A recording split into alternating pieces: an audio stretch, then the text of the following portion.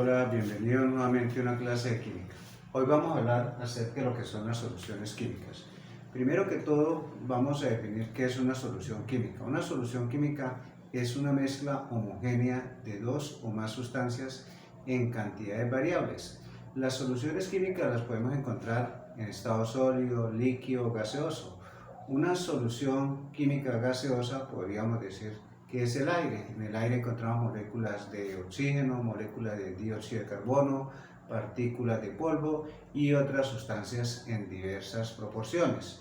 Una solución sólida, la amalgama dental, que es la que se utiliza para calzar dientes. Una solución líquida, tenemos un vasito con agua, le agregamos cloruro de sodio, sal de cocina, agitamos, se disuelve, eso es una solución líquida. Los componentes de una solución por su reducido tamaño no podemos verlos a simple vista. Esos componentes pueden ser átomos, iones o moléculas. Muy bien. Las soluciones que nosotros vamos a estudiar acá son las soluciones binarias. Binarias porque están formadas por dos componentes.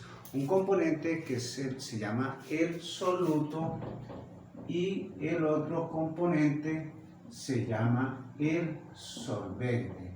Soluto y solvente van a formar lo que llamamos una solución química.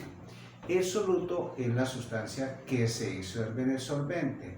El solvente es el medio en el cual se disuelve el soluto. Hay una sustancia que se llama el solvente universal. Esa sustancia es el agua. ¿Por qué? Porque en el agua se disuelven muchas sustancias. Cuando en una solución binaria no está el agua para determinar cuál es el soluto o cuál es el solvente, la que está en mayor proporción es el solvente y el que está en menor proporción es el soluto. Siempre que en una solución binaria esté el agua siempre va a ser el solvente. Bueno, vamos a hablar acá del solvente. Vamos a hablar de un solvente, el que llamamos el solvente universal, que es el agua. Entonces, del solvente universal, que es el agua, vamos a hablar acá de tres propiedades sobre esta sustancia, que es el punto de fusión, el punto de ebullición y la presión de vapor de un líquido. Bueno, vamos a ahorrar acá.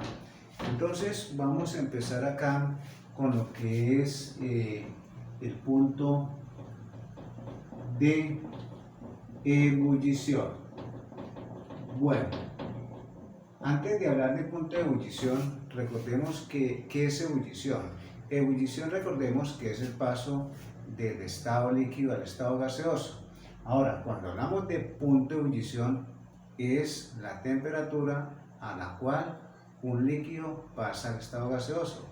O también podríamos decir que punto de ebullición es la temperatura a la cual la presión de vapor de un líquido es igual a la presión que rodea ese líquido en el cual pasa al estado gaseoso.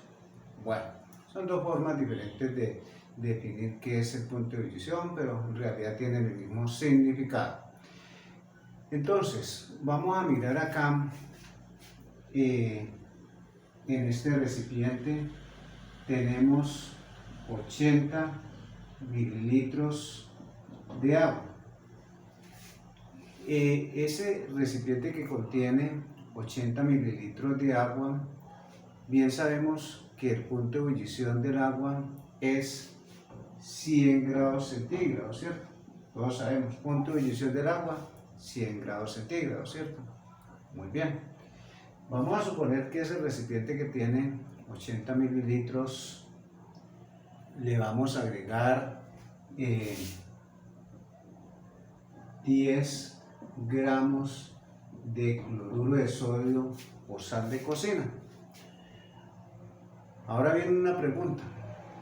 Agrego los 10 gramos de cloruro de sodio o sal de cocina a esos 80 mililitros de agua que tienen un punto de ebullición de 100 grados centígrados. ¿Qué pasará con el punto de ebullición de la solución que se va a formar? ¿Aumenta, disminuye o permanece igual? Bueno, me imagino que ya cada uno de ustedes ya tiene la respuesta. Obviamente, al agregar un soluto a un solvente se forma una solución. Ojo, esa solución, ojo acá, mire, la solución va a tener un punto de ebullición mayor que el punto de ebullición del solvente puro. Es decir, que esa solución que se ha formado acá ya no va a ebullir a 100 grados centígrados, sino 102, 103, 105, dependiendo de la cantidad de soluto que agreguemos. Entre mayor cantidad de soluto se agregue, el punto de ebullición de la solución va a aumentar. Viene la pregunta, ¿pero por qué aumentó el punto de ebullición del solvente cuando se le agregó soluto? Acá teníamos las moléculas de agua, ¿cierto? Acá están las moléculas de agua. Pero resulta que cuando se le agregó ese soluto, sus partículas se van a distribuir entre las moléculas de agua. Entonces, ¿qué pasa ahora?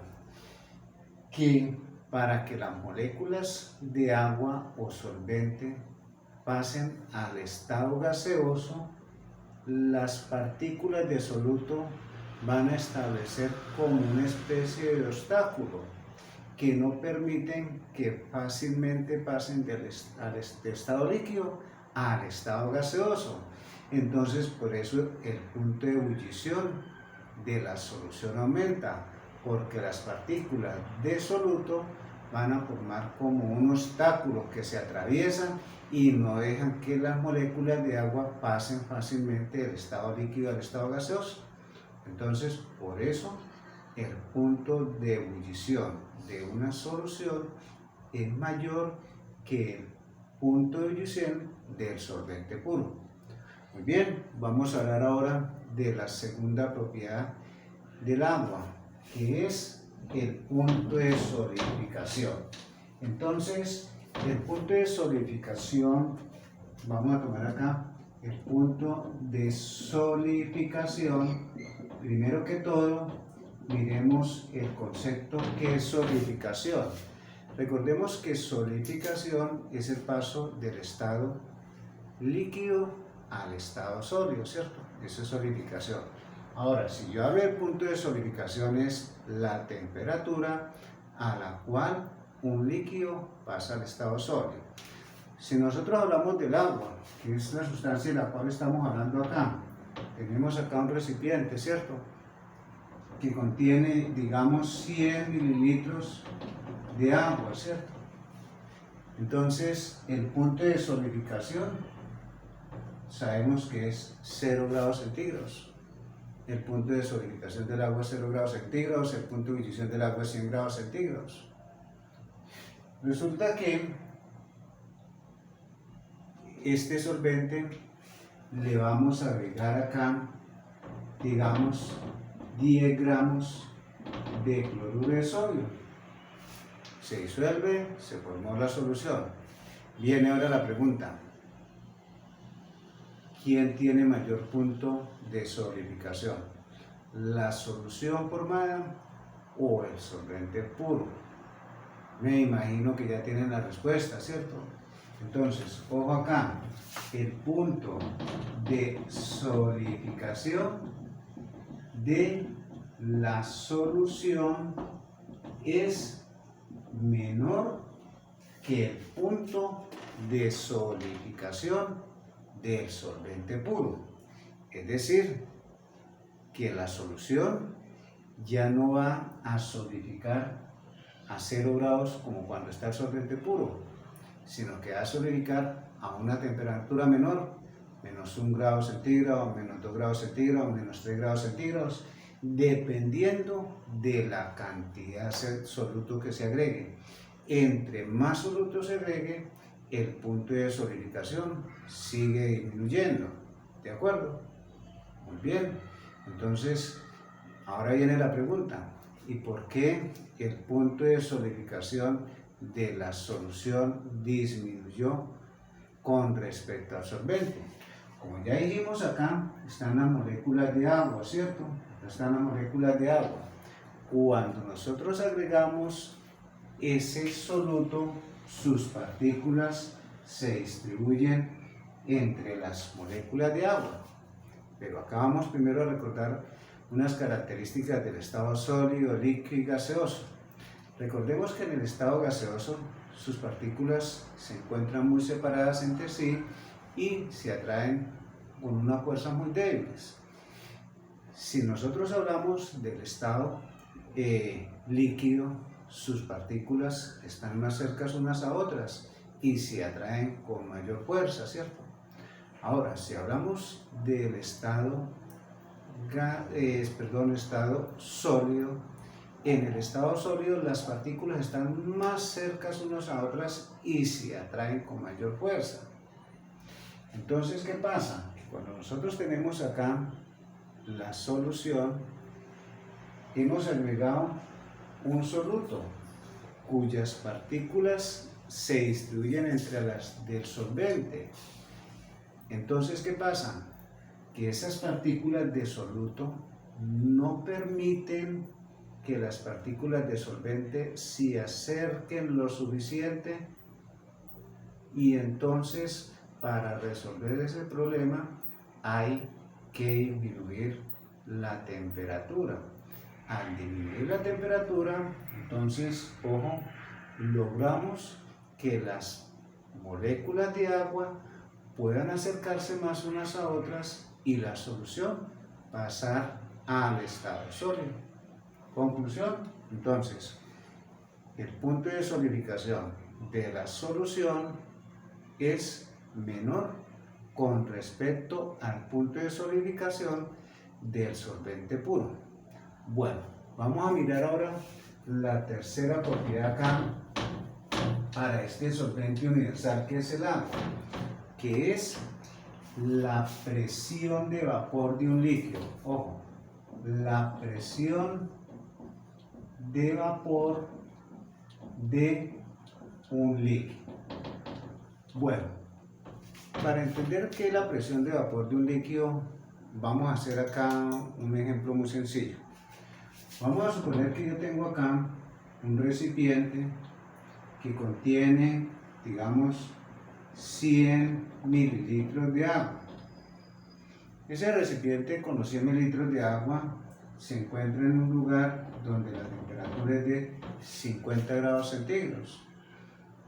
El recipiente está destapado, obviamente, a esta temperatura pues el agua empieza a pasar del estado líquido al estado gaseoso y las moléculas de agua en estado gaseoso se van a distribuir en la atmósfera. Muy bien, todos lo sabemos eso. Ahora, vamos a suponer que este recipiente está sellado herméticamente. No hay ningún orificio por donde pueda escaparse una molécula de agua. Entonces, ¿qué pasa acá? Que estas moléculas de agua que están acá empiezan a pasar del estado líquido al estado gaseoso y entonces empiezan a ejercer una presión sobre las paredes de este recipiente y sobre la superficie del agua líquida. A esa presión que ejercen las moléculas de agua en estado gaseoso que se han formado a partir del agua en estado líquido y que se encuentran dentro de un recipiente herméticamente sellado, es lo que llamamos presión de vapor de un líquido. Muy bien, ya sabemos qué es presión de vapor de un líquido. Ahora, vamos a suponer que acá a ese solvente le agregamos 20 gramos de cloruro de sodio o sal de cocina. Se disolvió, formó una solución. La pregunta, ¿qué pasó con la presión de vapor de la solución formada? ¿Aumentó, disminuyó o sigue siendo igual con respecto a la presión de vapor del solvente puro? Bueno, entonces, la respuesta es la siguiente. La presión de vapor de la solución formada es menor que la presión del solvente puro. Ojo, Ahora viene la pregunta igual que en las anteriores situaciones. ¿Por qué la presión de vapor de la solución es menor que la presión de vapor del solvente puro? Volvamos nuevamente acá. Acá tenemos las moléculas de agua, ¿cierto? Pero cuando agregamos un soluto, entre las moléculas de agua se agregan las partículas del soluto. Entonces, ¿qué pasó acá? Que esas partículas de soluto van a formar como un obstáculo y no permite la salida de esas moléculas de agua del estado líquido al estado gaseoso, no permite que se haga tan fácil como se realizaba cuando el agua estaba pura. ¿Por qué? Porque las partículas del soluto se atraviesan, forman como una especie de obstáculo. Entonces las moléculas de agua que están en estado líquido no pueden pasar tan fácilmente al estado gaseoso. Tienen que como retirarlas de ahí. Entonces por eso se dice que la presión de vapor de la solución disminuye con respecto a la presión de vapor del solvente puro. ¿Por qué? Porque las partículas del soluto se convierten en un obstáculo para que las moléculas de agua puedan pasar fácilmente del estado líquido al estado gaseoso y aumentar la presión de vapor del líquido. Muy bien. Ahora vamos a hablar de otro concepto muy importante acá que se llama la solubilidad. Vamos a mirar entonces, primero que todo, ¿qué es la solubilidad? Bueno, solubilidad es o hace referencia a la cantidad de soluto que se puede disolver en cierta cantidad de solvente. Vamos a hablar acá un ejemplo muy sencillo. Si nosotros tenemos acá en este recipiente 100 mililitros de agua, experimentalmente se ha podido determinar que 100 mililitros de agua pueden disolver 36 gramos de cloruro de sodio o sal de cocina. Entonces, hablamos de solubilidad, la cantidad de soluto que puede disolver cierta cantidad de solvente. Bueno, resulta que la solubilidad puede verse afectada por algunos factores. El primer factor que afecta a la solubilidad es la naturaleza del soluto y la naturaleza del solvente. Entonces acá viene una regla que dice: lo semejante disuelve lo semejante. Entonces, las sustancias polares se disuelven en las sustancias polares y las sustancias apolares se disuelven en sustancias apolares. Entonces, por ejemplo, si nosotros tenemos agua y tenemos, que es una sustancia polar, cloruro de sodio o sal de cocina, que es una sustancia iónica, tiene un polo positivo y un polo negativo, ambas son polares, obviamente por eso se disuelven, porque ambas son polares. Si nosotros tenemos agua y aceite, el agua es polar, el aceite es una sustancia apolar, por eso no se disuelven. Son líquidos inmiscibles, no logran disolverse, porque no son de la misma naturaleza, ¿cierto? De lo semejante se disuelve en lo semejante, lo polar se disuelve en lo polar y lo apolar se disuelve en lo apolar. Muy bien, vamos con el segundo factor. El segundo factor que afecta la solubilidad es la temperatura. Ojo, escribo acá. El segundo factor que afecta la solubilidad es la temperatura. Bueno, vamos a hablar acá entonces de un sólido que se va a disolver en un líquido. El ejemplo, cloruro de sodio en agua. Pero acá vamos a cambiar una cosita. En vez de decir 36, vamos a decir que acá estamos agregando 40 gramos de cloruro de sodio en 100 mililitros de agua. Teniendo en cuenta lo que dijimos anteriormente, solamente se van a lograr disolver 36 gramos de cloruro de sodio. Es decir, van a quedar 4 gramos sin disolverse. Esos 4 gramos, miren, se van a acumular acá en el fondo del recipiente. Entonces decimos que se forma un precipitado. Ojo.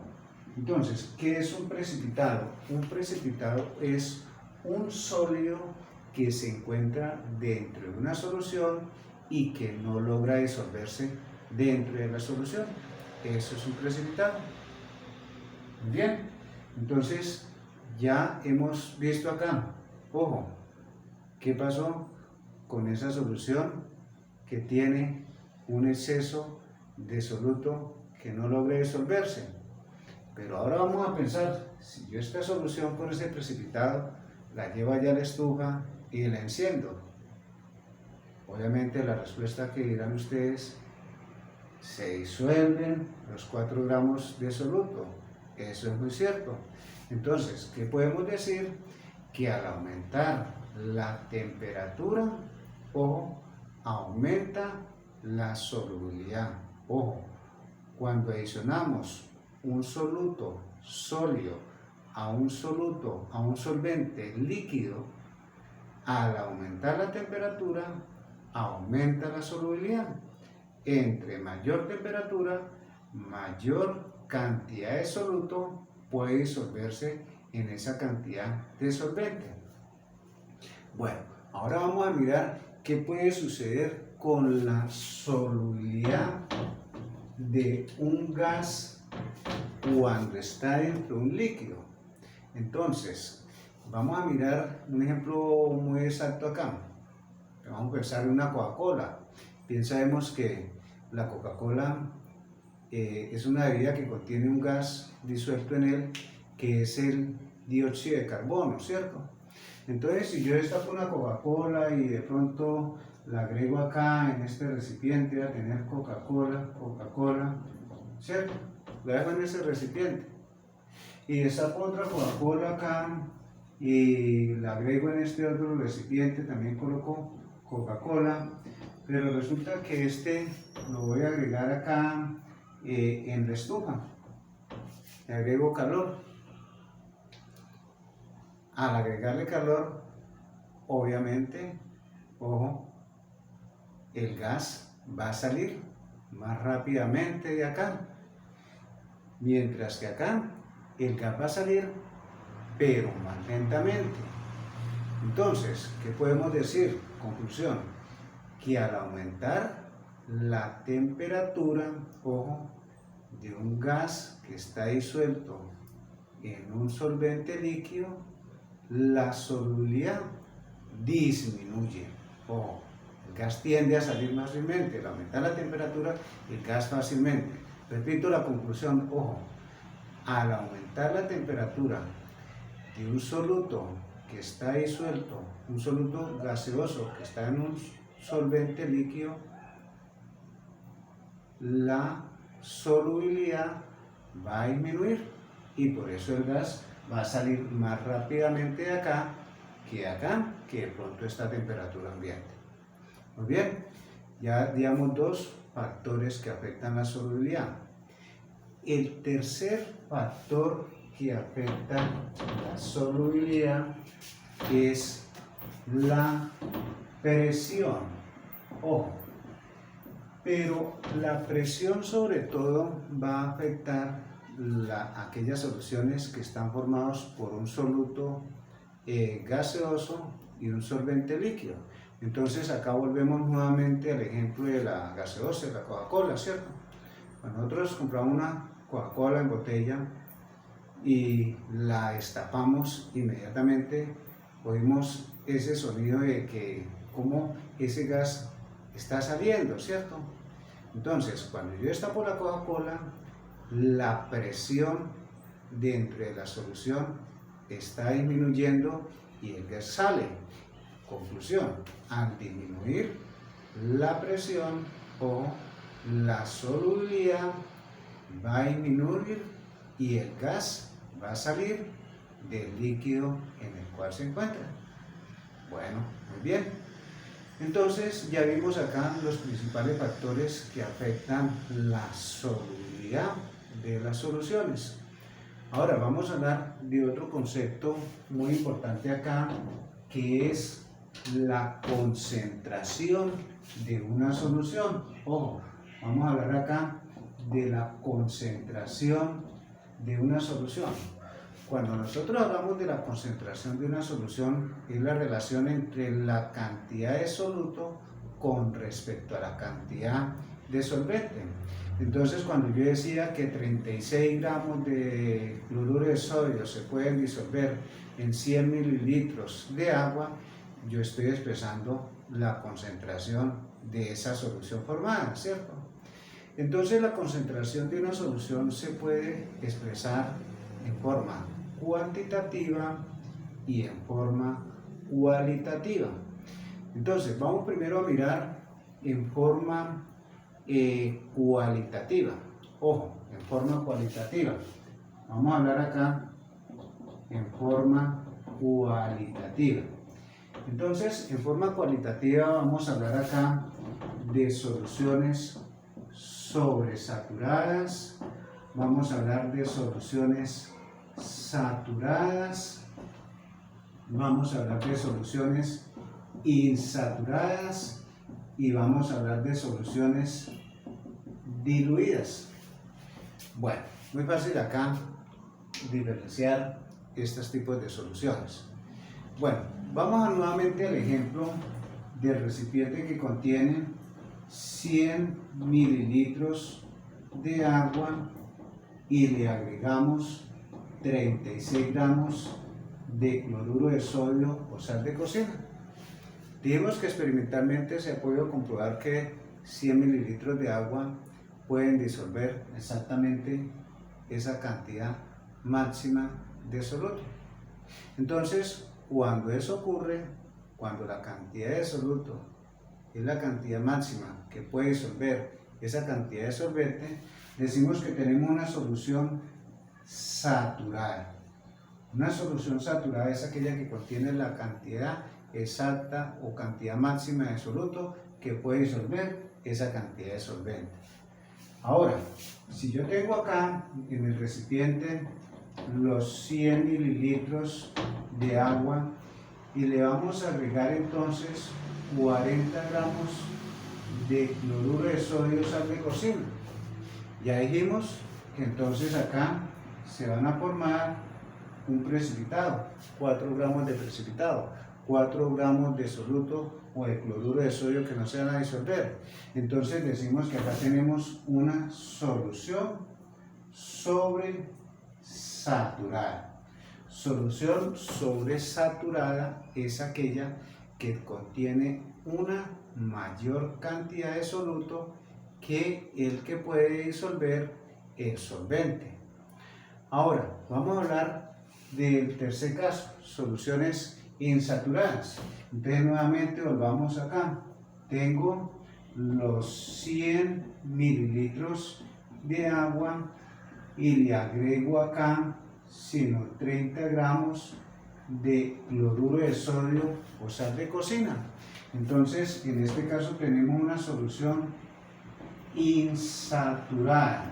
¿Por qué insaturada? Porque la cantidad de soluto está por debajo de lo que puede disolver esa cantidad de solvente. Entonces ahí tenemos muy clara la diferencia entre solución saturada, sobresaturada e insaturada. Y por último, las soluciones diluidas. Entonces supongamos que tenemos acá los 100 mililitros de agua y le agregamos 0,8 gramos de cloruro de sodio. Cuando la cantidad del soluto es muy mínima con respecto a la cantidad de solvente, decimos que es una solución diluida. Obviamente también una solución insaturada, pero específicamente es una solución diluida porque la cantidad de soluto es muy mínima con respecto a la cantidad del solvente. Muy bien. Ahora, en forma cuantitativa, ojo, vamos a expresar en forma cuantitativa la concentración de una solución. Para nosotros expresar en forma cuantitativa la concentración de una solución, vamos a hacer uso de unas fórmulas muy sencillas. Entonces, existen varias formas de expresar la concentración de una solución en forma cuantitativa. Hoy quiero que queden acá registradas esas fórmulas o expresiones que me permiten expresar la concentración de una solución en forma cuantitativa. Entonces, el primero que tenemos acá es la llamada fracción molar de soluto. La fracción molar de soluto se representa de esta manera, que es igual a las moles de soluto, ojo, sobre el número, ojo, número total de moles. Cuando yo hablo de número total de moles, es la suma de las moles de soluto y de las moles de solvente. Segundo, fracción molar de solvente es igual a las moles de solvente sobre el número total de moles. Ojo, moles de solvente sobre el número total de moles. Número total de moles son moles de soluto a las moles del solvente. Al sumar la fracción molar de soluto y la fracción molar de solvente, siempre nos va a dar 1. Ojo, si para una solución dada yo obtuve la fracción molar de soluto y luego obtuve la fracción molar de solvente, sumamos esos dos resultados, siempre el resultado va a ser 1. Bueno, la tercera fórmula para expresar la concentración de una solución en forma cuantitativa es la molaridad. Ojo, molaridad, M mayúscula, molaridad. Molaridad es igual a moles de soluto sobre litros de solución. Moles de soluto sobre litros de solución. Ojo, no lo vamos a confundir con molaridad, molaridad con L. Esta es molaridad con R. Acá es molalidad, molalidad. Ojo, molalidad. Lo escribo acá, mire, para que no se nos confundamos. Molalidad. Y acá es molaridad. Ojo, molaridad. Entonces, la molaridad, ojo, que se representa con la letra M minúscula, es igual a las moles de soluto sobre kilogramos de solvente. Ojo, sobre kilogramos de solvente, molaridad con L igual a moles de soluto sobre kilogramos de solvente. Llevamos 1, 2, 3, 4. Otra forma, la normalidad, número de equivalentes gramos de soluto sobre litros de solución. Número de equivalentes gramos de soluto sobre litro de solución. Otra forma, partes por millón. Partes por millón, que se representa ppm, igual a miligramos de soluto sobre, ojo, kilogramos de solvente o solución. Muy bien, partes por millón. Otra que tenemos, porcentaje en peso sobre peso. Porcentaje en peso sobre peso. Entonces, masa de soluto sobre masa de solución por 100. Masa de soluto sobre masa de solución por 100. Otra, porcentaje en volumen sobre volumen.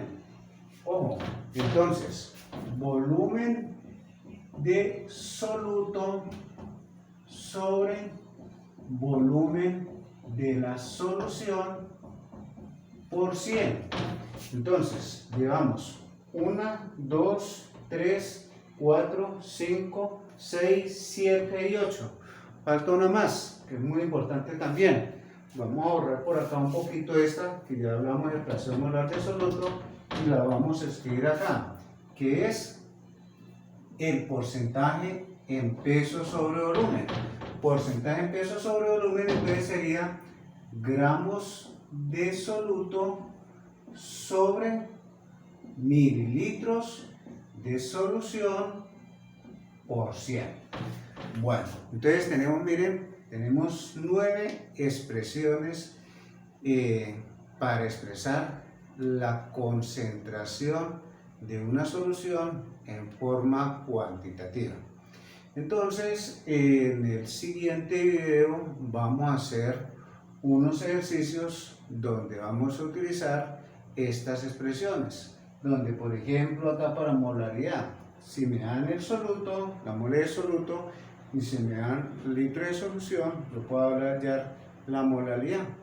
Bueno, entonces ese proceso lo haremos en el siguiente video. Muy bien, entonces estén muy bien y espero que haya sido de provecho la clase hoy.